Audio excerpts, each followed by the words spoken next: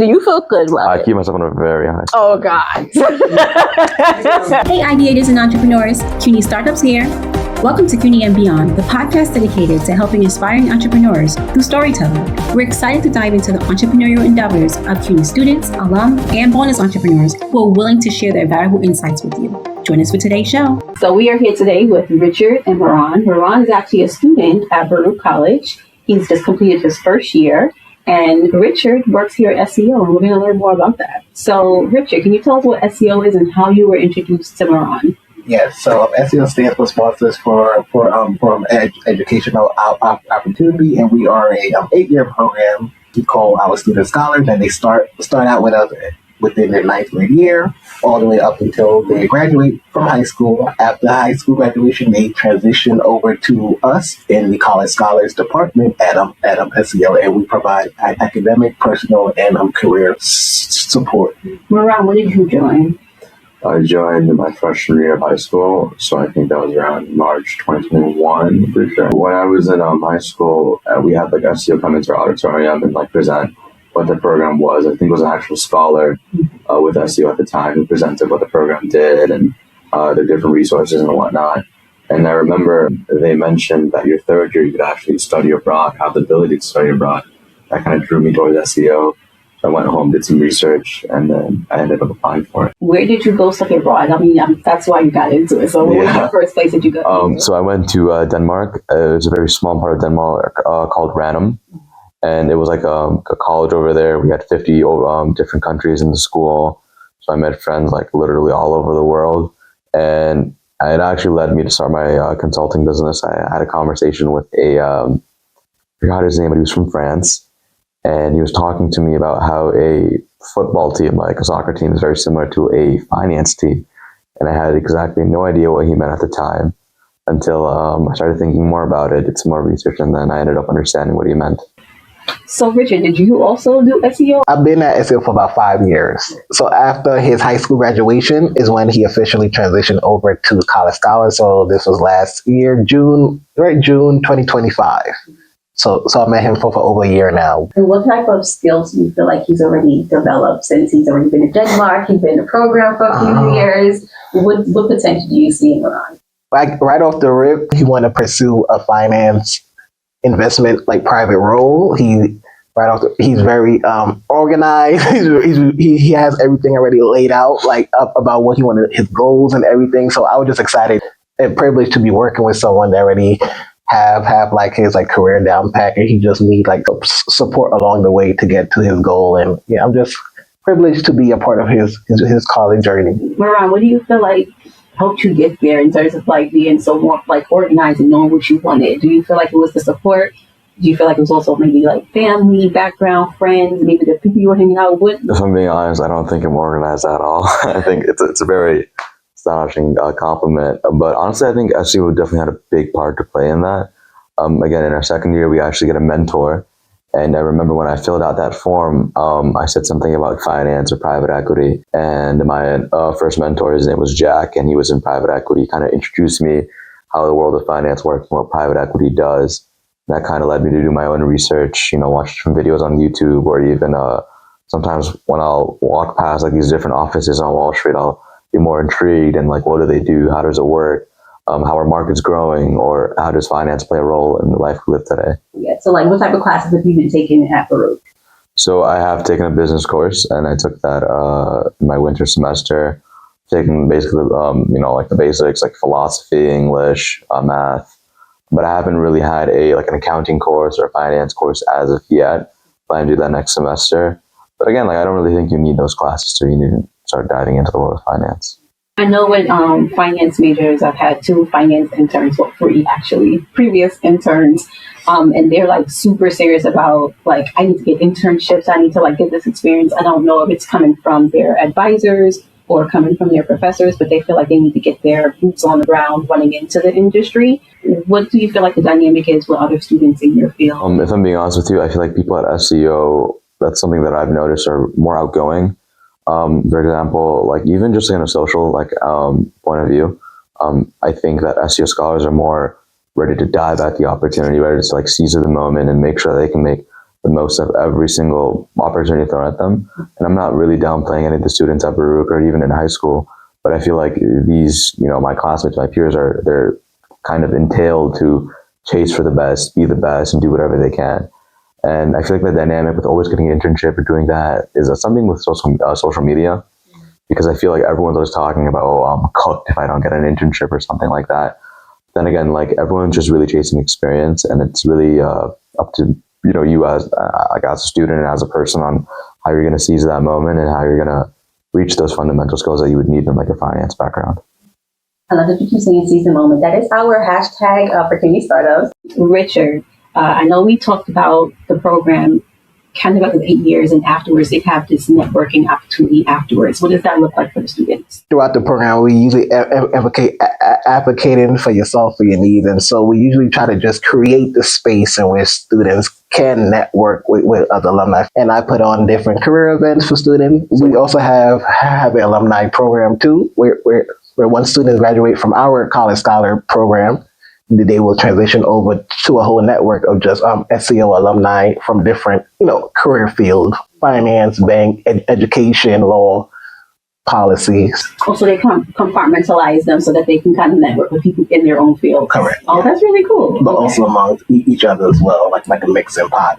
Given that you had your first semester, your first full year at Baruch, were there any kind of clubs aside from SEO, because that's separate, that you joined, anything that you kind of like were focused on that really helped you build out more public speaking or just socializing with others? I was really active within Baruch like before I even got there. So like that summer when you're going into Baruch orientation and the convocation day, from there, like I had a group of friends and whatnot. I actually met some people I started a business with even without meeting them for a while, and then that really kind of transitioned me into like joining more clubs. So one of my fellow peers introduced me to the Muslim Business Association, and literally all we did was network or talk to people in their professional settings, go on office visits, and that really kind of entailed me, kind of think outside the box, talk to professionals in different fields like consulting, investment banking, private equity, and just like kind of differentiate every single aspect of finance and which one speaks to me the most. Besides that, we actually started the first Islamic fund at Baruch. So there's clubs like 55 Capital and IMG, which deal with stocks and finance in a traditional way. However, we're following more of a Sharia compliant ruling base, which is basically we stay away from interest. And that's kind of hard to do. Yeah. But we're backed by some of the largest Islamic banks, even from like areas like Canada. We've met like professionals at Harvard that are backing us up, providing our insight, and just guiding us in a way where we can teach more people about how halal finance works. And there's hundreds of possibilities of what you can do in finance. Richard, what are, I want to say, 2 things that you want to advise someone who's interested in joining SEO, either, because they could join at any time, right? They can join either in high school or college. You really have to do the whole program. You have to join at 9th grade. In 9th grade. Okay, so these are for 9th graders too. So for someone who wants to come in, what are 2 things that you would say you should do just automatically, like to be successful doing this program? So one thing is to advocate for yourself, right? Don't be afraid to just speak up for yourself. And if you have questions, right, just don't be afraid to ask, because there's someone that's always willing to support or help young people just realize their full potential. And 2, trust yourself and just trust your why, like motivate yourself and realize that, some days it may be tough, but just know that, you are working towards your purpose and your goal. And Mehran, for you, this is for someone technically can't get into it because they've passed 9th grade, they're in college now.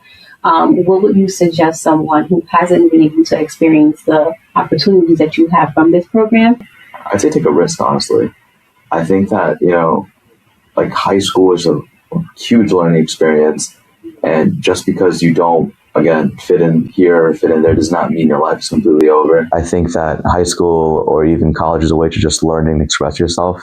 I've known people who finance for like the 4 years of high school, get to college, suddenly they're a psychology major. And I think that it's really important that, one, you take that risk of putting yourself out there. Again, it's your life, it's what you want to do at the end of the day. No one's controlling you and no one can decide what you want to do. And I think that finding your own space, finding what makes you comfortable, what makes you happy is one of the biggest things you could do. I think if you do that naturally, opportunities will come to you. Because I feel like if you're forcing yourself to do something, you're not going to enjoy it. You're not going to do your best work. You're not going to have the time to just sit down and relax and think that, wow, this is something I want to do for the rest of my life or something that I want to do, continue doing. So again, just putting yourself out there, taking that risk and making sure that whatever you do end up doing is that something you're happy with. And you could see yourself doing this for the next 5-10 years. Back here with Mehran for the second half of CUNY and Beyond to talk more about his businesses that he alluded to in the first half. So Mehran, you have started a business in high school. You were consulting. How did you get into this and what were you doing? So started with my study abroad in Denmark. I was talking to this guy from France, really good friend of mine. I forgot his name, unfortunately. No. But he was explaining to me, so his dad is like very prominent in finance. Like he's a very big PE guy in France, and he was explaining to me how like a team like PE or like consulting is like very similar to like a football or soccer team. And I had no idea what he meant at the time until I got back to New York, and then I started doing some more research on how finance works because, you know, college season was coming up. I didn't know what I wanted to do, and I was like, I think finance might be a good fit for me. And then I ended up realizing that I have a computer in front of me. I could do so much. So I ended up starting Ridgewood Consulting. We started off as helping like car games, like these really small like niche car games. You get like licenses from like Toyota or Lamborghini, Ferrari, because you need like licenses from these car companies in order to put them into your game. Oh. Because if you don't, then they could sue you for practically everything. Got it. So we ended up doing that, and then I started thinking more like a corporate takeover. So instead of not only doing the licensing, what we started doing is we would go into a company or a game or a small business of some sort, and if it could be failing, it could be prominent or just driving in revenue, and we would start to buy little shares, time by time by time. And eventually we would own over 50%. We would own majority of this company or whatever. We'd then sell it for bits and pieces. We'd sell the patents for bits and pieces, the licenses, the developers, absolutely everything. And then we kept doing that on and on and on again. And then, we amassed over, I think, 2.5 million. Wow. And that's only in 9 months. 9 months. 9 months. So what was like the first 3 steps that you did to start it though? I took a risk. Yeah. You took a risk and you did what? Like, what did that look like? Okay. So there was initial buy-in. The buy-in was $40,000. Where did you get this $40,000? Hold up. Okay. So that's the funny part. Okay.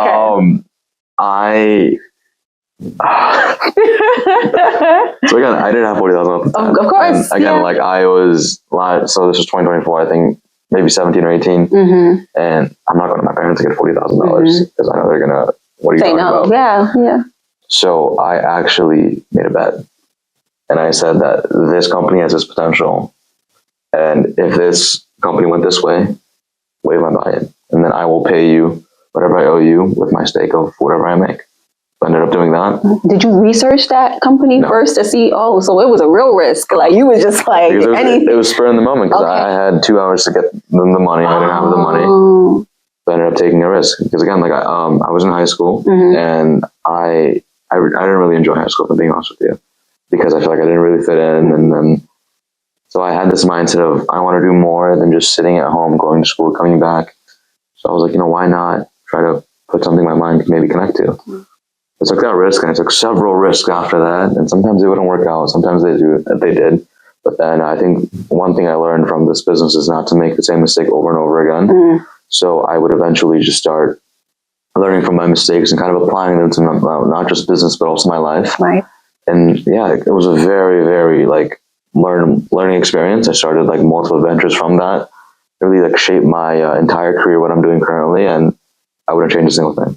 What other ventures did you kind of start after that? So I think starting this consulting business, you have to be like a very talkative person. You have to make sure you can please the client's needs or be very adaptable because there's sometimes a client may not like a certain type of criteria, a certain memo, a certain type of LBO or anything. So you have to really dive deep and figure out what they really want. So that kind of pushed me out of my box and made me more of a talkative person. So when I first got to Baruch, before school even started, I met some friends and we started our own cologne reselling. but we did it a very different way. We didn't go the traditional route. We went to liquidation centers. Okay. And liquidation centers are basically like stores like Macy's, Sephora, Ulta. They would not sell a portion of their merchandise, specifically like fragrances. We'd buy them in bulk. So like these huge pallets, and we'd store in Erie, Pennsylvania at a warehouse, and we'd have a driver literally just come to New York, go back to Pennsylvania. And we ended up doing that on Shopify. I think we amassed maybe over low six figures. And that was just over the summer before starting at Baruch, or this was well into Baruch? We ended it maybe September. Okay. Solely because like things were slowing down, and people were like, we don't want to buy clothes from like a bunch of college kids. Okay. And side question, what have you been doing with this money you have amassed over the two companies? Have you invested it back into other businesses, or you're investing it into yourself, like for your future? One thing I like to do is treat my parents. So I've been treating my parents. Yay! I've been kind of splurging on myself as well a little bit. And then I've been using that to start different ventures. But a large portion of it I did used to trade. So I had my own platform where I had a bunch of my other friends, people I started ventures with, people I met along the way. Then we would trade like gold, different stocks, the S&P 500, the NASDAQ, and where we would really just learn as much as we can. I think we didn't really splurge the money. I mean, I did go on some trips and stuff and buy some nice things, but I think I spent most of my money really just setting myself up for college. Like I put some money aside for my tuition, and then I used that money for trading, and then I figured things out. Again, I just really wanted to use whatever I made with anything just to make myself learn, because I started with literally nothing. Literally. I started this for free. Yeah. You started with that $40,000 that you betted on. You betted on yourself in a sense, exactly. Right? Like that's amazing, like to think of it that way. Like you were putting a hope in you that you can. I'm a very big poker player, so I do not like gambling. I've gone to the casino and I put like a quarter in and lost it. No. I'm not doing this no more. No. Okay, so what has been something that you struggled with, like doing this business? Because it sounds like everything's been working out, but I'm sure there's been something. Yeah, of course. I think sleep. 100%. I think mental health as well. Like I didn't really believe in mental health until I actually experienced it. I feel like it's very hard to manage or distinct yourself from like, I need to take a break, or I need to calm down or not do this.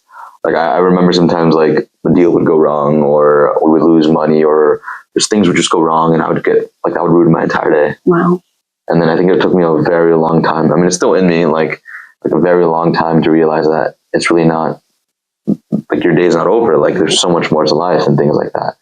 But again, like I don't see like business or work as like, I don't see it as like me working. I see it as pleasure. You know, I enjoy what I do. I like being busy. And even like, like working like long hours and having school, or even just having multiple commitments, I really just enjoy that. I think I just had a really bad time with time management, like allocating time for school, like working out, or even eating sometimes. Like I would be so dedicated onto like making sure I hit this target, or I can reach this goal, or I can satisfy the client's needs. And I think that's something that I've made a lot of mistakes on. I've been very frustrated with, but I think I've been working on it. Okay. And I'm glad that you have been working on it. One, this episode will air in July, but June is Men's Mental Health Awareness Month, right? Yeah. So we're filming this in June right now. And being that you struggle with that, right? What types of things do you gravitate towards to like relieve stress? So what are some things, fun things you do, or some just like little stuff that you do on the side? Yeah. So I have a cat. Okay. She is 9 months. Oh, adorable. Her name is Suki. She's a kitten. Yeah. So I like to splurge on her. Okay. What is her name? Suki. Suki. Like Suki Waterhouse. Yeah. So I like to splurge on her and stuff. So sometimes I'll just literally just sit down with her. Like she'll literally just come sit down next to me. I'll watch like a TV show or something, or watch like sports. She actually likes watching soccer, which is weird. And besides that, I like working out. Recently I've been trying to get into my fitness, so I bought like a Google Fitbit and stuff, and I want to get into running and like swimming and stuff. So I actually can't swim, so I'm learning how to swim. I'm trying to pick up a new hobby, so I'm trying to get into boxing. Besides that, I really like playing poker on the side. I think poker really relaxes me, helps me think. Yeah. And besides that, I really enjoy talking to like my girlfriend, or talking to my friends. Like the first person I started a business with, my friend Shane. I don't like him at first. Because, again, we had our own businesses at first. Right. He did something with like wholesale and Amazon. I had my own consulting thing. there's like a neck and neck competition on who's making more, who has the nicer cars and things like that.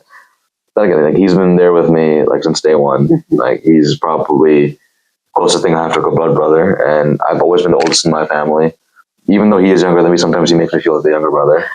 And sometimes when things get hard, I like to call him, talk about absolutely nothing. We talk about literally like what's the best chicken sandwich from the fast food chain. Again, just like it really just tones you down to a different level, levels you down, and makes you realize that too much stress isn't that good. Yeah. I like that you have kind of like a community of people. You have like family, friends, Of course, yeah. and especially like other males who are experiencing the same thing that 100%. you are. Because I'm older. I'm not going to say how much older, but I am older. And I do see like men that are older. Sometimes they don't have that network of close friends or male friends, or if they do, like it's very superficial in a sense. It's like, oh, we just play ball, but we don't talk about like deep stuff. 100%. The fact that you guys have spent time together building a business, I'm sure you've had to have difficult conversations. Oh, yeah. So keep that. Definitely keep that. Yeah. So on the positive side, what are some things aside from being able to splurge on yourself and your family that you have taken away from the businesses that you've created that you loved? I think that I started valuing more time. I think not only because, again, like I need to have my time free to work, but like there's so much more to like time. Like I really enjoy having conversations with people. I love just sitting down, having a nice conversation, maybe even sharing a coffee. I think that I'm really enjoying and cherishing like the small things in life. So again, like literally just I'm getting driven, I'll look out the window and see the skyscrapers or like just people like running or enjoying New York City and stuff. And I really just, makes me happy and stuff. Like we live in the greatest city in the world. I just cherish things that I haven't cherished before. Again, just like being able to like make these mistakes or just learn. Like I love making mistakes, and it's weird to say, but if you make a mistake, you're doing something right. Right. Because I believe that if you just keep going a straight path, you're not making any mistakes, you're not learning. Yep. I think making a mistake is what helps you learn, and it helps you differentiate, like, what can I do better? Or what am I doing that's wrong? And like, again, I love messing up sometimes, or even though it might get me a little mad in the moment, but I think that when I reflect on it, I really realize that this is what I needed to do in order to get to where I want to be. Continuous learning. 100%. So, I mean that you've completed your first year, you have 3 more years before graduating. You might do your master's program after. Yeah. What is it that you want to do with your finance career? What do you see yourself doing? So if I'm being honest with you, I think I've been in so many fields. Like I've been in like venture capital, I've been in private equity. Like these are not like traditional like private equity or venture capital, so like more like exposure. I think I want to be in a space where I can really talk to clients, understand a client, and like see what their needs are and how I can really deliver those needs. Then also be in a position where I can maybe deal with countries and their finances, or be in a position where I can make an impact or have a vote that really matters. I want to be in a position where I can definitely like help people. I think that one thing that I got was a lot of help. I mean, tons of help. And I want to be in a place where I can, give more help or give back to the community, and definitely just try to do my, play my role. Like, I think that's like my biggest dream. I think when I started my consulting business, I was always drawn towards the idea of money, like, buying the nicest watches or staying at the nicest hotels. But then after, that really went away, I realized that, I get more happiness in helping someone. I mean, not that I don't like splurging myself, but I really enjoy helping people. And I think that's something that we can do more of. And I think that's something I can definitely do more of. And I would love to do that with my future. Yeah. I don't think people realize that enough too. Like, we're in this capitalist world, everyone's like, money, money, money. Oh, yeah. But it really is when you do something, like, even if it's like volunteering at like a soup kitchen for a day, you just feel so good. You feel better doing that than driving in. Like, it's just what is something, like a piece of advice you would want to give a student? Because you already gave the student who's not probably an SEO. What advice would you give a student who's interested in starting a business, or especially something in finance? Like, starting alone is very hard. I think, because when you're alone, you don't really have like opinions. You do everything yourself. So if you're going in the wrong direction, someone can point you in the right direction. I think the first thing I would do if I could go back in time would definitely surround myself with people who are as ambitious, or again, just trying to make a difference. I think when I started Ridgewood, I wasn't really trying to make a difference. I was making profit, and that's what I was trying to do. I think I'd rather be with people who are like adaptable. I think in certain situations, you need to be adaptable. So again, surround yourself with people who have the same vision as you or something similar. It doesn't have to be in finance or business oriented. Just anyone like that with that mentality, you could take it anywhere you want. Like, I don't think you need a team of like 50 people. I think 2 people is more than enough. And team, does that only mean business partners, or is that also like mentors and like outside people mentors too? Everything. Okay. I think it's very important to have people along your side. Like, not only is my business partner, also my best friend, my brother. Like, one day, again, like, he is just there for me when I need him in every single way possible. Right. And I think everyone needs that in their life. Like, one person to at least rely on. I know a lot of people don't like relying or depending on others, but I think sometimes you need to. Yeah. I'm one of those people. But I'm learning because we got to keep learning as we grow, course, right? Yeah.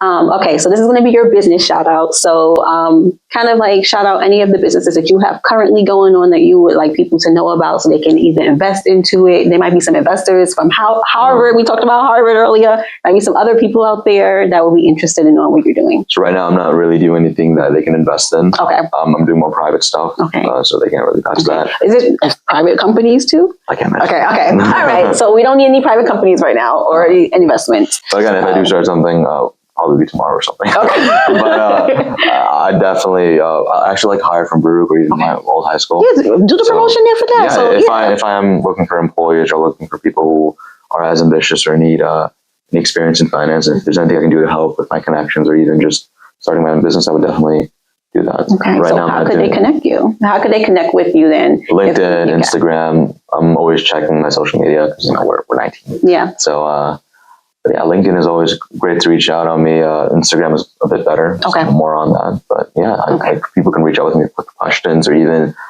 if they want me to like refer them to someone, I'd be more than happy to do that. Awesome. We're going to put that in the description at the bottom of the video. But thank you, Mehran, for meeting with me today. Course, and yeah, Richard is still pleasure. back there. Thank you as well. You guys, great interview, great organization that you have here at SEO. And you are just amazing. Okay. Yeah, I gotta seize the moment. Yeah, I gotta stand the test.